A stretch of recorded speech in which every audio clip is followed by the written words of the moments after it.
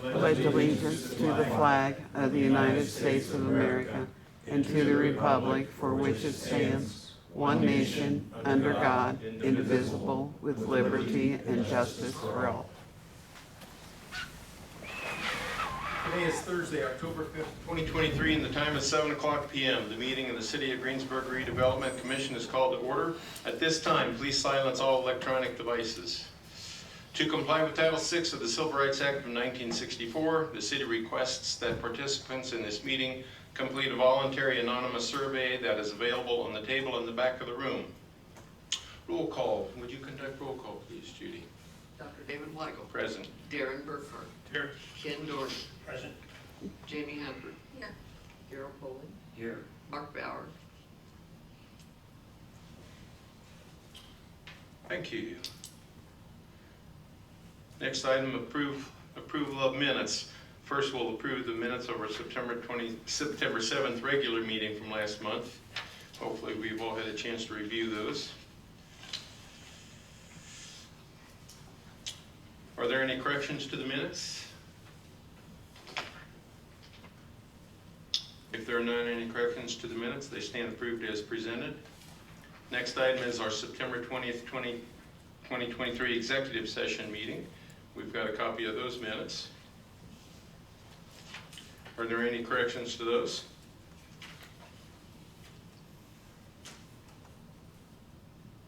If there are not any corrections to the minutes, they stand approved as presented. Next item on our agenda is old business. First item under old business is Mr. Patrick Wooden from American Structure Point to give us a feasibility report, two different feasibility reports on Broadway Street or on a multi-use path over State Road 3.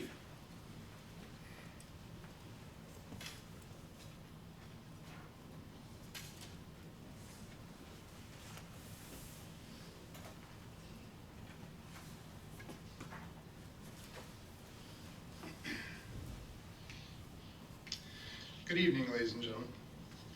So American Structure Point has been hired by Greensburg for the development of two engineering assessment reports that I'm here to talk about today. We have prepared draft versions of these reports, and they've been provided to the city for review and comment. So I'm just going to present kind of the brief summary as I'm able to on both reports, and if you have any questions, I'm happy to entertain those. Ultimately, what we're looking to do is to finalize those reports roughly within 30 days' time after receipt of any comments that we have. So the first one I'll present is on the Broadway Street reconstruction. This goes from State Road 3 to Veterans Way. And what we're looking to do here is to, in essence, make Broadway a fully public street with the conversion of the current private section of that to a public road. The primary idea behind that is to divert the majority of the traffic to this north-south stretch, this kind of more direct route from the bypass to Veterans Way. By virtue of that, once Broadway Street is fully reconstructed, we would be looking to close access to the Smith Road connection. We would still maintain the east-west portion of Smith Road for access to all the residents and businesses that are along that stretch there, but we would be looking to cul-de-sac off Smith Road as part of this improvement. As proposed, Broadway would be looked at as a full reconstruction of the street, so it would be a brand new road in essence. We would be looking at it as a city street type of typical section, so that would include curb and gutter, sidewalk on one side of the roadway, and a multi-use path on the opposite side. Per the traffic analysis that was conducted, we are recommending a left turn lane be proposed in the north portion of Broadway. That'd be at the intersection with Veterans Way. So we would have a dedicated left turn, and then adjacent to that would be the northbound, which would also allow for right turn movements. So it would be a 3-lane section at the very north end of the corridor. We're not looking at additional turn lanes anywhere else on the corridor. The primary concern with that is just how short the stretch is. The turn lanes would kind of bundle up on themselves, and you'd almost end up with a 3-lane section there. And it is a very narrow corridor for trying to accommodate a 3-lane lane section. So we're not making any recommendations for turn lanes, dedicated left turn lanes at the Smith Road intersection or any of the Drive intersections further to the south. So I do have pulled up here a board that just kind of displays what we're recommending for the Broadway improvements. They are shown in blue. I do apologize. It's not as large as I might desire it. But we are looking at the improvements shown in blue to be the full reconstruction section running north-south along Broadway. For the east-west Smith Road portion that is to remain, we are only looking at partial improvements there, rehabilitation improvements, with the exception of the construction of a new cul-de-sac at the western end of that roadway there. So there would be not a full reconstruction of the Smith Road, but only the modifications to accommodate the movement. For the north-south stretch along Smith Road that currently connects into Veterans Way, we are recommending for that to be closed as part of the improvements on the Broadway improvements, with pavement removal within that stretch, so that access would just be from the Broadway Street corridor. The primary concerns we have with the corridor for the Broadway reconstruction do concern the drainage, how we would maintain drainage along this stretch of roadway. It does appear that the primary watershed for the area does drain across Broadway from west to east and kind of into this open field area to the north of the commercial establishments that are along 3 and Veterans Way. There does not seem to be a positive outlet for that drainage. So there is some concern with the introduction of new hard impervious surfaces that we would have to be looking at some type of detention or modification of the drainage to ultimately discharge the rainfall, the water, into a positive outlet, as opposed to kind of the basin at that north end of the commercial properties there.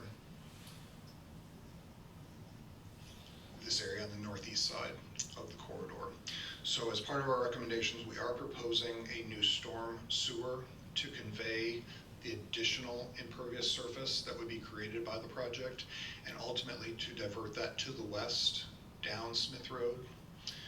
There will need to be some type of detention component to not send any additional discharge to the ultimate receiving waters, but to make sure that the project is neutral as far as any new discharge that does go through there.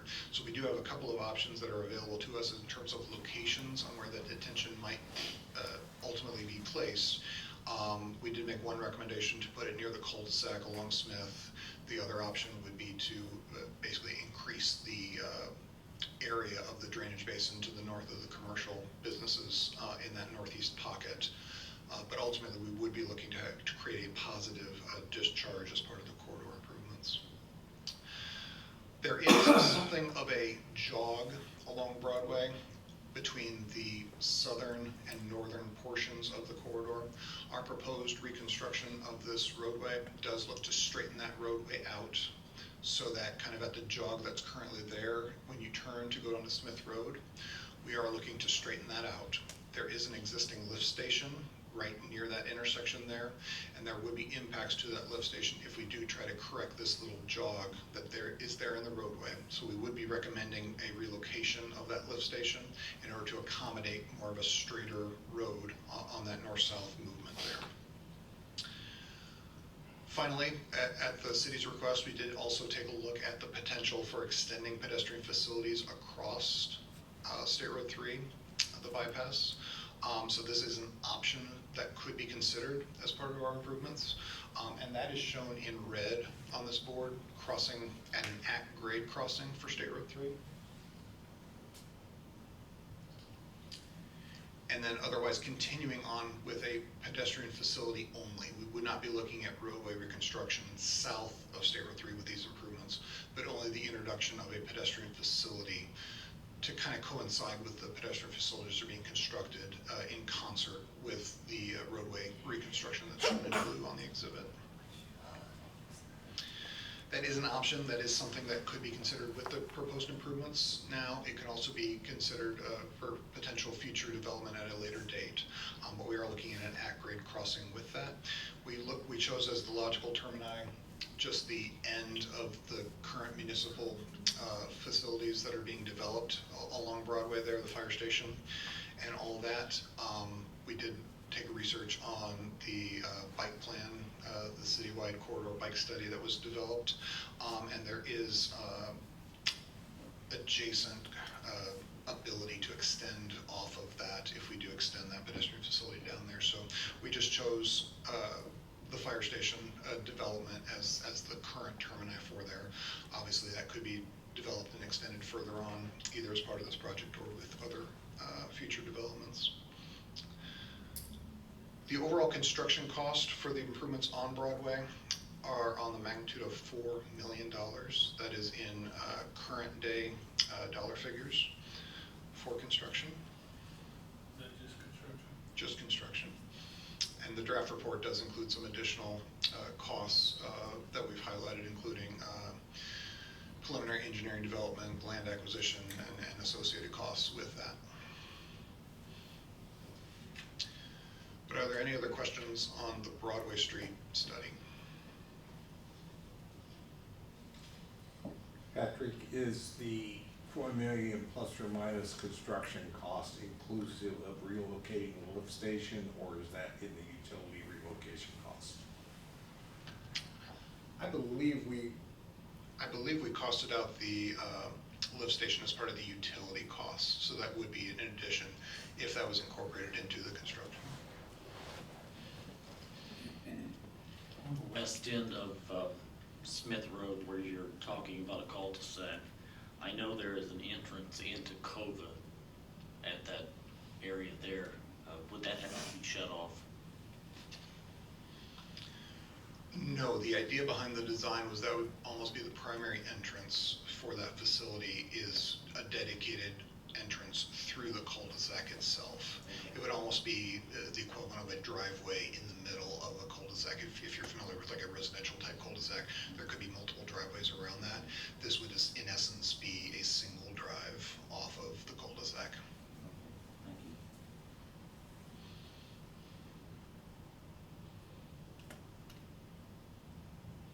Any other questions? Were the drainage improvements included in the cost? Yes, sir. See that very well. How is the pedestrian crossing there at 3?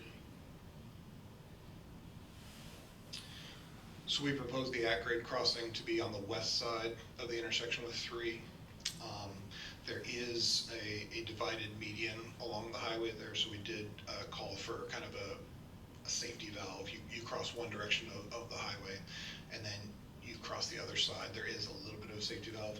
The intent with that would almost certainly be to have any signal timings account for crossing the entirety of it, but there is a little bit of a relief. How would you stop the right turn movement then? Because they wouldn't necessarily stop with a signal. Right, so we do have that crossing going through kind of that island, and then you have the dedicated right turn to head south onto Broadway. And so we are going through that island there and then having a dedicated crossing through that right turn.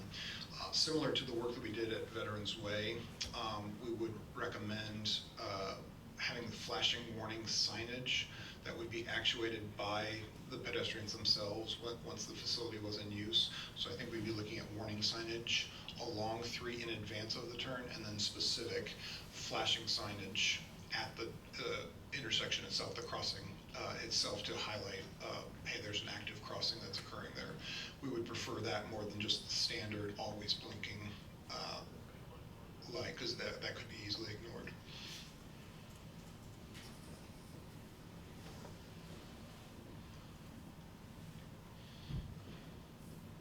Any other questions? How about for the multi-use path then?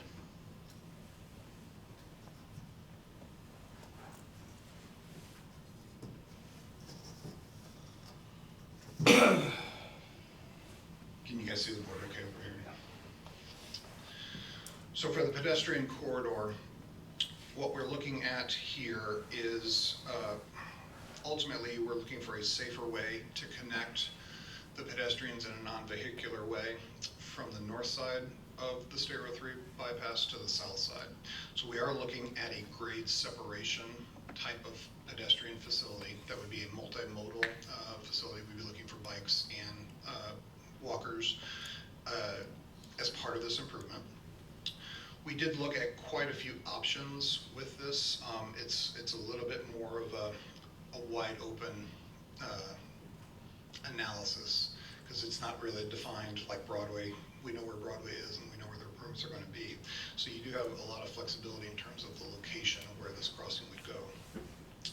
There's also a lot of flexibility in terms of wherever you end up putting the pedestrian facility, it's easily expandable to encompass additional areas along the corridor there.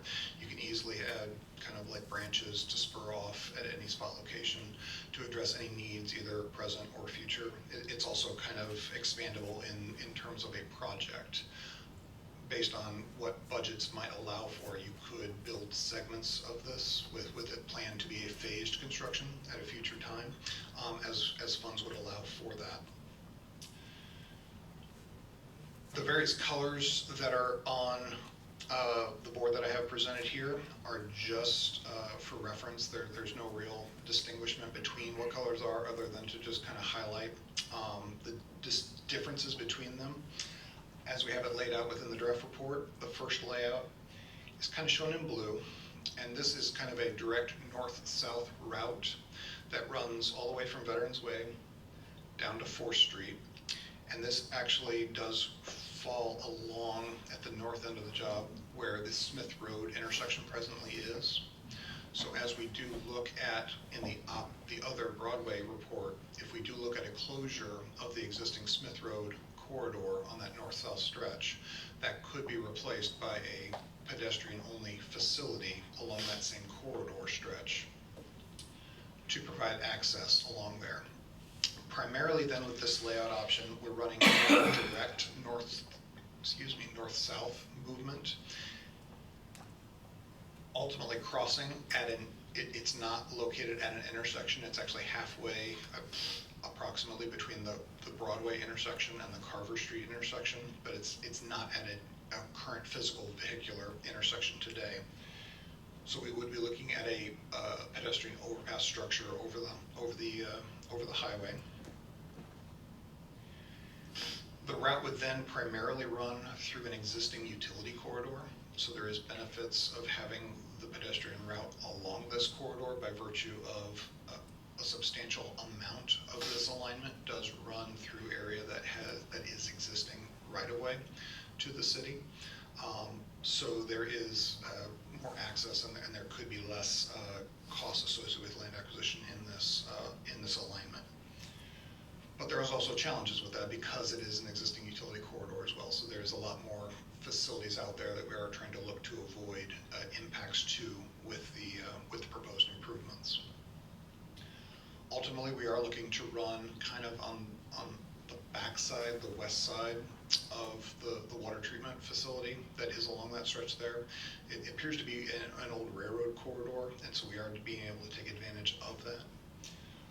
But there is also an existing drainage ditch which is in this area as well, and so there could be some additional costs associated with this option by virtue of the need to adequately cross that waterway while still maintaining the drainage functions of that. There are two options available for the bridge that we have shown on this exhibit. The first option is basically, like I had mentioned, a almost direct north-south route. The second option is more of a perpendicular crossing of State Road 3. The perpendicular option is preferred from a cost standpoint, because if we are able to cross at a 90-degree to the highway, we can end up with a shorter length of the bridge, and the bridge is obviously a significant cost to everything we're looking at here with these proposed improvements. But there could be maybe an aesthetic preference to have more of a direct shot and less of the curvature there, so we do appreciate that. So both options are presented, and we have put costs together in the draft document for review on either one of those options there. Kind of as an almost auxiliary to the layout option, the first option shown in blue, instead of going through and behind the water treatment facility, we have presented a second option, which we call layout 2, which is shown in yellow on this exhibit. Once we get through the crossing between the midpoint Broadway and Carver with the overpass structure, you could kind of split off and direct your way to the east and ultimately run to the Broadway intersection and then run south along Broadway, which again is part of the overall improvements that were recommended as part of the future bike facility improvements. This was listed as Broadway was listed as a bike corridor, so this would kind of facilitate this pedestrian crossing to tie into that for the potential future expansion of pedestrian facilities throughout the city. There are also some construction cost benefits to following this, what we call the Broadway layout, which is the avoidance of having to cross the drainage ditch that's on that west side of the utility corridor. And so that does save us with a couple of small structure / bridge crossings of that corridor. So there is some cost savings to doing that, but that may not be necessarily beneficial if the ultimate goal is more access to things like the North End Park that's further on to the west. If we divert this new pedestrian corridor over to Broadway, then that actually would carry you further away from some of the other amenities that might be preferable. So these are all things that need to be considered with these options. If we weren't preferred to look at the utility corridor section there, kind of at the midpoint of Broadway and Carver, we did want to look at an alternate potential location for this pedestrian overpass crossing. What is shown in orange on this board is what we've identified as layout 3 in the draft report. And this would be a new overpass crossing, but this one is to the west of Carver Street. And it actually ends up kind of in between Carver and Park Street for the ultimate destination to really almost be North Park. The main benefit to this orange option is the fact that we have so many residents that are just to the west of Carver that if we put the pedestrian facility closer to where the residents are, there's some thought that the use of the facility might be, you might get a lot more bang for the buck if you put it where the people are, as opposed to closer to the wastewater treatment corridor, where you might have to do some branch type of extensions in order to connect the people to the crossing itself. Having said that, the Carver intersection, by virtue of being closer to those existing residents, is certainly more impactful in terms of land acquisition and potentially even relocation type of costs with land acquisition in order to provide enough space.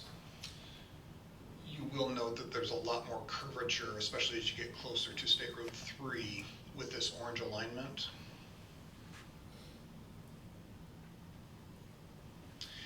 And the reason for that is actually just having to gain grade to rise up above the highway with the pedestrian facility. So it's almost like switchback type of curvature in order to be able to get grade while avoiding the intersection with Carver and 3 proper. So there is some concern with that just in terms of the aesthetics of how that might appear. There's also some concerns with how the operations might work around Carver. Ultimately, I don't think we're recommending this Carver option, at least as far as the bridge goes, just because of the impacts that would have in order to accommodate getting this type of alignment through there. That doesn't mean that we can't take bits and pieces of this option and utilize it with a pedestrian crossover in a different location. With any of the options that are listed within the pedestrian corridor, there was some preference for installing pedestrian facilities east-west along 4th Street.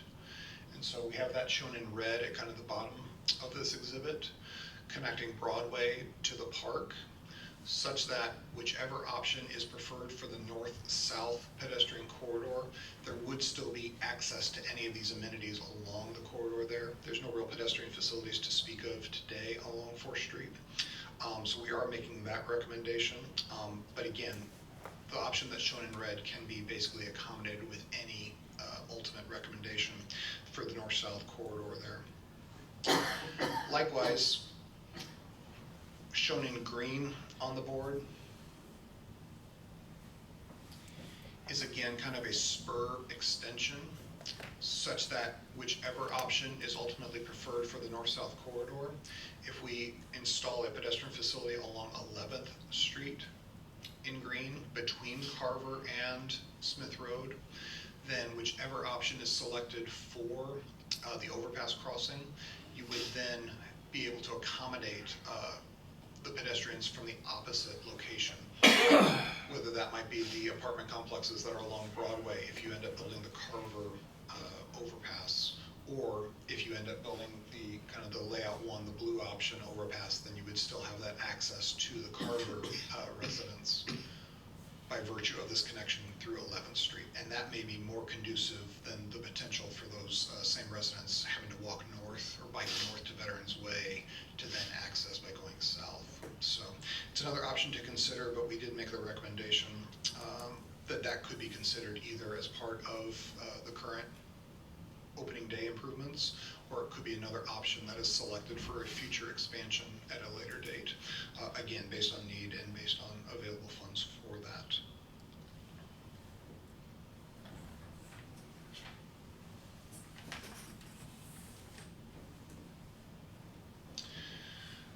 So that previous board put all of the options that were considered on kind of a single display, just so you can kind of compare and contrast those options against each other. This last board that I have pulled up now is ultimately what we have recommended within the draft report to advance with. And so that does include the recommendation to proceed with the what we're calling the utility corridor option, kind of the blue option for the pedestrian crossing halfway between Broadway and Carver. We are recommending a perpendicular crossing with that. So there is a little bit of alignment shift in order to accommodate that, to be able to kind of hit stairway 3 on a straight shot, as it were. We are further recommending the layout 2 option to then proceed to the east towards Broadway through the fire station development, and then ultimately south along Broadway to access 4th Street from there. And again, that's primarily a cost consideration, the difference between going straight south along the water treatment way or cutting over to Broadway.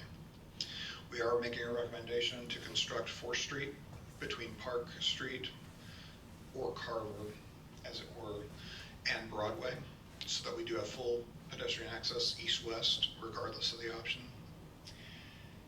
And then finally, we are making a recommendation to keep the portion of the Carver Street corridor on the north-south stretch shown in orange, such that all of the residential area there would have access to this pedestrian crossing further away from them. So north of 3, we are also making a recommendation to install a new pedestrian facility north-south on Carver between Veterans Way and north of 3, and then further to recommend the construction of the 11th Street pedestrian facility to basically provide that access point to get to the pedestrian crossing all the way through. There are obviously a lot of options that are available in this pedestrian study. There's things that can easily be kept, changed, modified, incorporated. And as I said, it's easily expandable if a phased construction is preferred, needed. But ultimately, our concluding thought is that the crossing location is going to be key.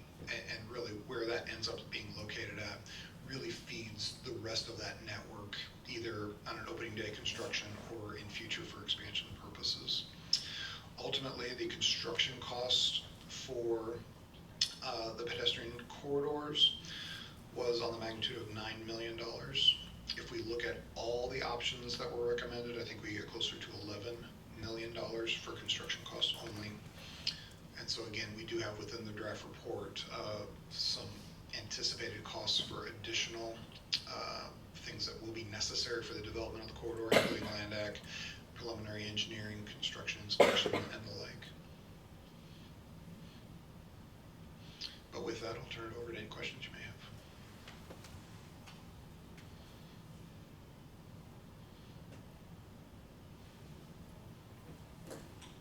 What does the 9 million include? What's the difference between 9 and 11? What options are included in 9 and not in 11? Or-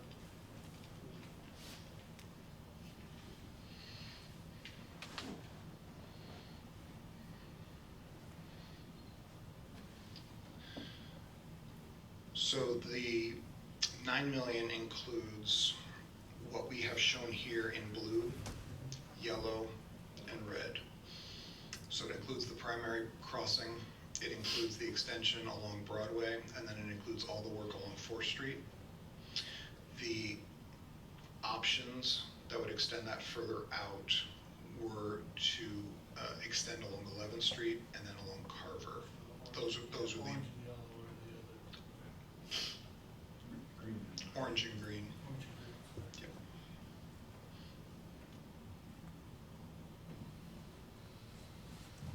And those are just construction costs. Those are construction costs and their present day construction costs. So there almost certainly does need to be some consideration of future inflation until build year. Does the report include estimates for the soft costs, engineering, land ac? The engineer's report does have tables that kind of identify the ancillary costs that would be associated with project development, yes, sir.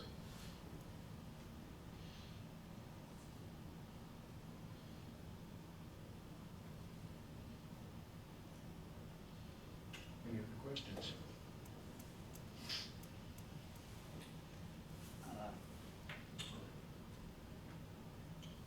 Thank you. Thank you, everybody.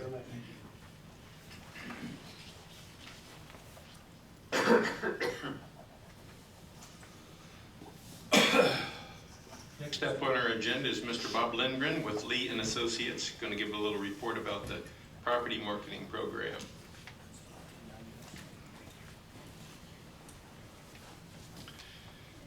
Good evening. Good evening. Having been hired on a success fee basis, it's always my desire to make a report that has elements of success within it. Unfortunately, that's not what this evening's report is about. We have not been able to generate much traction at all in the retail development arena, either from end users or on the developer side, some of whom have strong relationships with some of those end users. There are a number of factors that I think that go into that. One that everyone in this room is aware of is the size of the community and the growth factor for the community. But that is a given, and it's something that we're working to show the benefits of tapping into the market that is here. The larger headwinds are the fact that much of the investing world assumed that the tightening of the interest rates was going to be a relatively short-term program, and they have awoken to the fact that it is not going to be a short-term program, and so now longer-term rates are beginning to reflect the fact that rates have been squeezed upward by the Fed, and that combines with the fact that commercial lending is typically done in 5-year increments, You may have a 20-year amortization on that loan, but your interest rate is typically not fixed for a period of more than 5 years. And those loans that were made in 2018, 2019 are now coming to their reset of the interest rates. And lenders are taking a much harder look at the quality of the income streams, taking a much harder look at the asset bases of the borrowers, because they recognize that they may yet be in an environment 5 years out where they're looking at another reset of rates that might include an increase as well. The end result of that is that the lending environment is much less welcoming than it was when we first began this discussion. One would hope that with time that will change. And on a different but also less than satisfactory note, I have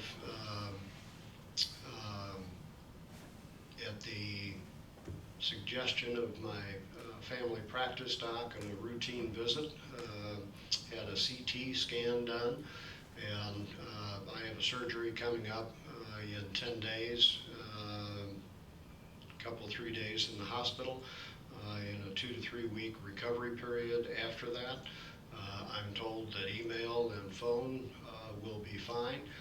I'm also told that I'm not going to be showing any property or visiting with any people on a direct basis.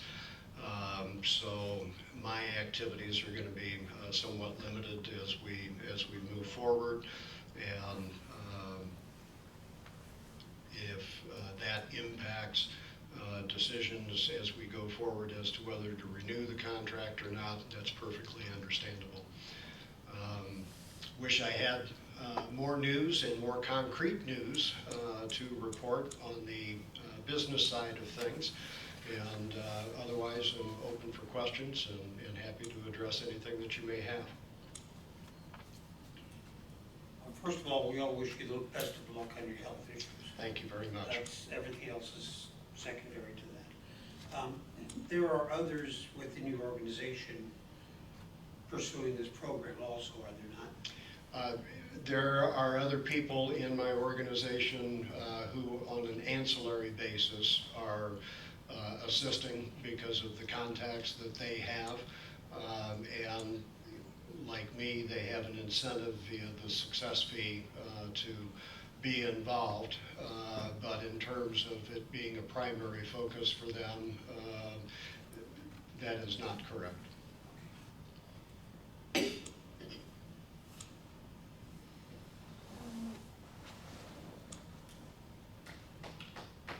Any other questions? Thank you for coming and reporting, Bob. We appreciate it. Thank Good you luck for with the everything. opportunity. Next item on our agenda, Mr. May, City Engineer, update on residential development project. Good evening. As we have talked about before, we have 3 potential developers interested in talking about the project, and we have been working the last month trying to refine with those developers and continued interest in the project. So that's, I think, good news. There's still some work to be done. The mayor and I will continue to work on this and try and get it to a point where we have more clarity on the expectations of the developers and what the city, you, might be willing to commit to. So that's an ongoing process. Currently, there's a pretty good interest and appears to be a good interest in moving efficiently forward. Not being a very good predictor of the future, I'm hopeful that we might have a more concrete situation to consider within the next month prior to your next meeting. To that end, I recommend to you that we schedule an executive session, probably the week of October the 30th, which is the week of your next meeting, the 30th, the 31st, or November the 1st, if you care to schedule an executive session to further discuss this, and with some luck, you may be able to deal with this in your meeting next month. And if that meeting isn't needed, it's probably easier to schedule it tonight when you're all here and cancel it as it is to try and schedule it on the fly.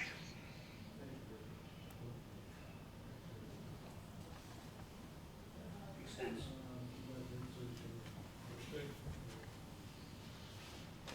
Mondays are not good for me. And the 31st is Halloween. That would be the perfect night for it then, Ken.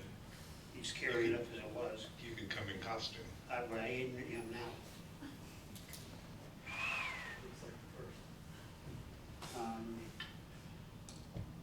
I've got BZA planning on the 1st. That's right. 7. 7. So if we did it earlier, that would be fine too. Easy and planner on the also wanted where the water would be at 6, and then you would have. That's on Tuesday. Normally it's Tuesday.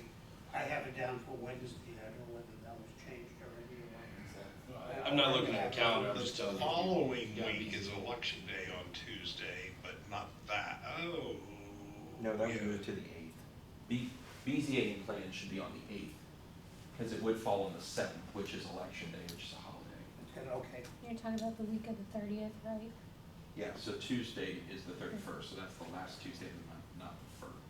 So this is actually the first meetings of the month, So we have one on the 7th. which Yes, is Yeah, really but on on the the 8th. 8th. because the 7th is a holiday.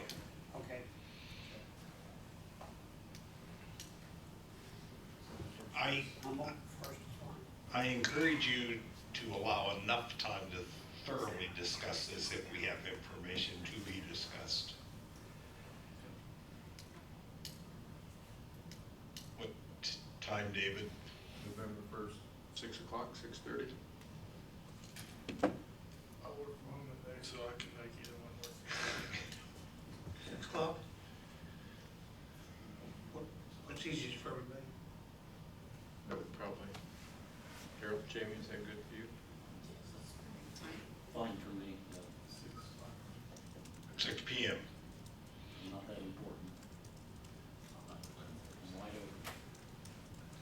And I would recommend that you think about 6 until 8. Better to have too much time set aside than not enough. We've talked about this before, and it seems to be a topic worthy of consideration and time.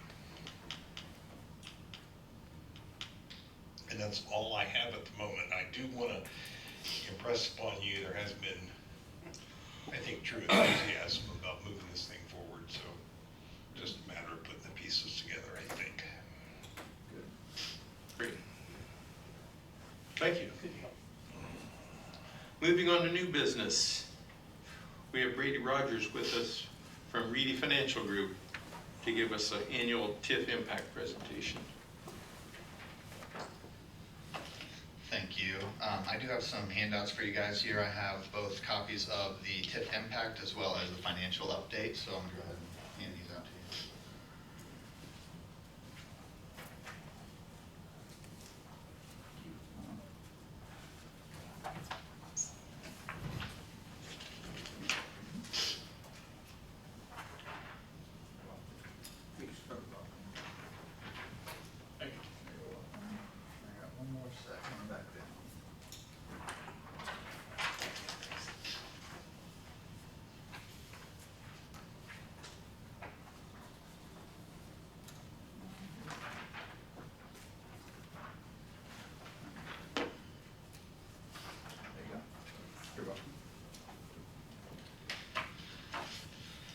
Okay, so I'm going to go ahead and start with the TIF impact update here. just to kind of go over that, and then we'll move into the financial plan. The TIF impact is kind of one of the reporting requirements that are required annually. So as you can see here, there's 4 green check marks, meaning you guys have already done 4 of the 5, and this will satisfy that last one. It just has to be done before the end of the year, so that's what we're doing here today. On the next slide, you'll see the inside the RDC. Basically what this is this is just showing the different allocation areas as well as their incremental assessed value.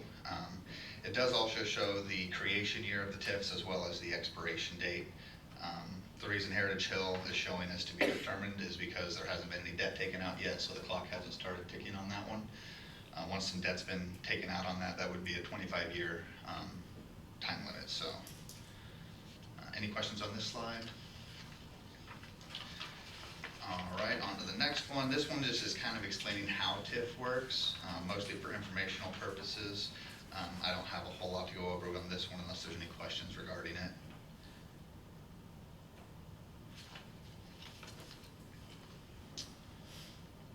Okay, moving on to the next one. This is going to be the financial position. So what this is going to show is this shows the beginning year end, or the beginning balance, projected revenues, projected expenditures, as well as ending year balance. Since the SR3 corridor allocation area is the only one with revenue, that's the only allocation area that's got an account currently. As you can see here, started with the 2.4 million, and we should end the year with approximately 2.6 million after all the expenditures. And then next year, we expect that Heritage Hill will be generating revenues, so that would also have its own fund at that time. So we will be working with the Clerk Treasurer's Office to create a new fund for that allocation area, so next year it would have its own listed on this slide.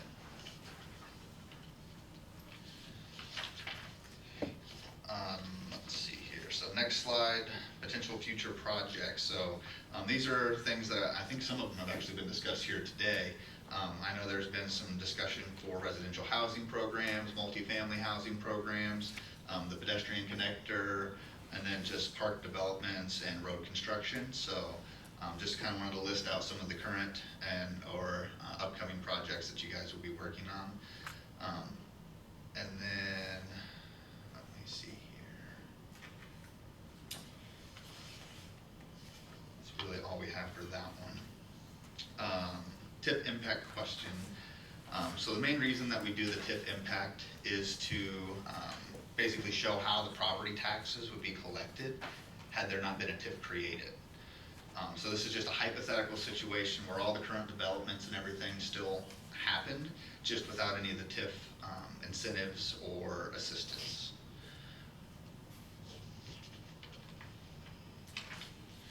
So on to the TIF impact chart.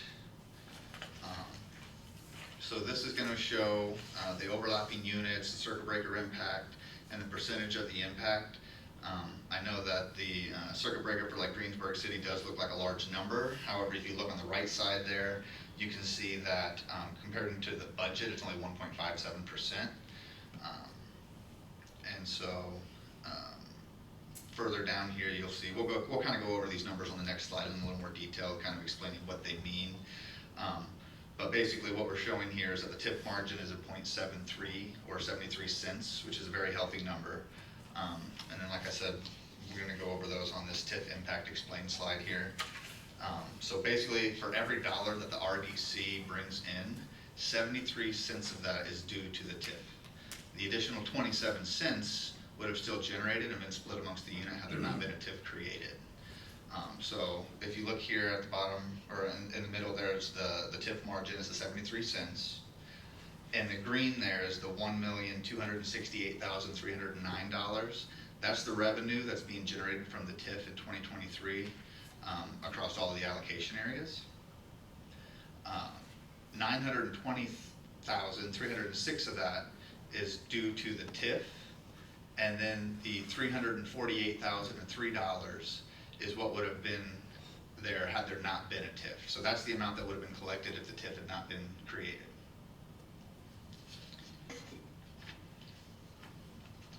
Do we have any questions about any of that? quick, but.